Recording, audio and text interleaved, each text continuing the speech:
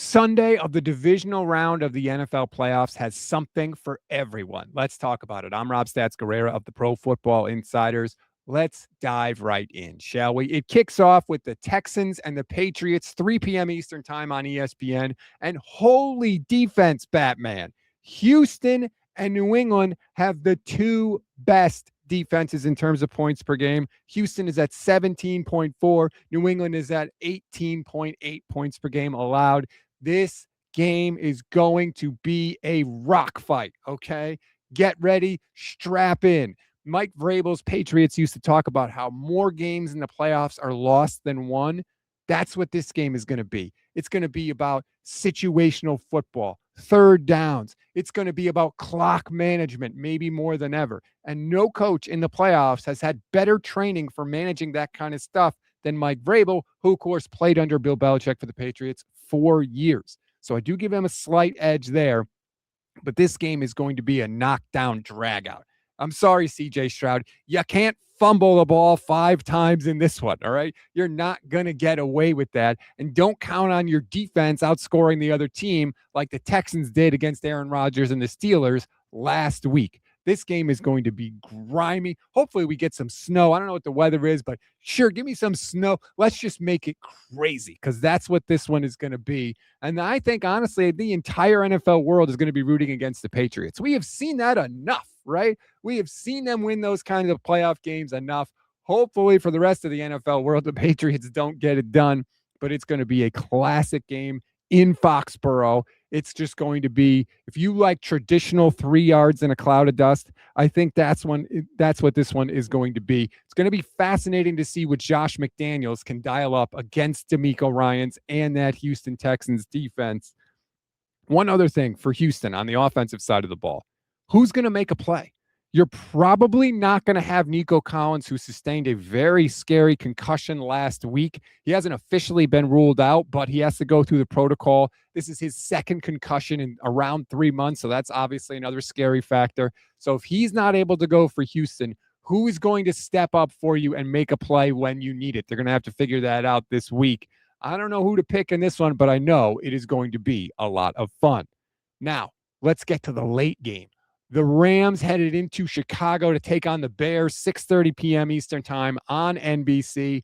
Holy offense, Batman. This game is going to be the complete opposite of everything I just said about New England and Houston. This is going to be balls flying through the air, deep passes, touchdowns galore. I believe the over-under for this game is 48.5.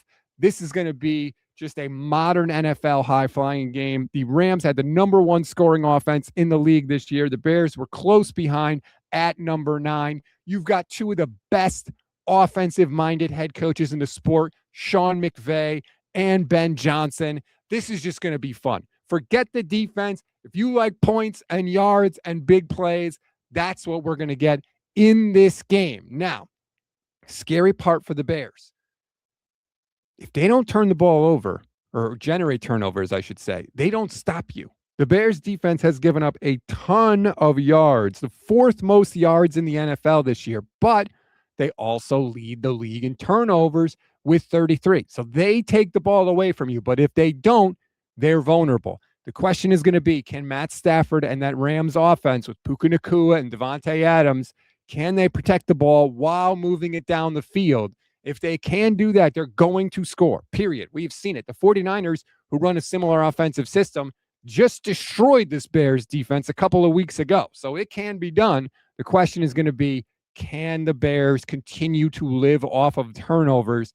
Sometimes that can be a tricky proposition, especially in the playoffs. And oh, by the way, on the offensive side of the ball, the Bears don't turn it over. So they hold on to it when they have the ball, and they take it away from you when they don't have the ball. That usually is a very good combination. We'll see if it holds up in this game. Now, the other part of it is I give McVay a huge coaching advantage in this one. He has way more playoff experience as a head coach, obviously, multiple Super Bowl runs, a championship as well.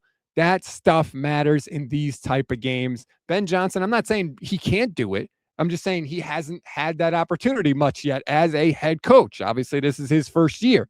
So, again, not saying he can't do it, but that's an advantage for McVay and the Rams, clearly. The other thing, weather. Can the weather slow down the offenses? Here's the thing. I think most people don't think about this. If it snows and it's like a lot of snow, that usually favors offense because the offensive guys know where they're going, right? They know where they're going when they make their cuts. All the defenders have to react to that. And that usually favors the offense. So this may, again, be a high flying, high scoring game, even if we get snow. But weather can be a great equalizer too. That can lead to some funky turnovers. So that may throw things into, a topsy-turvy kind of mix here.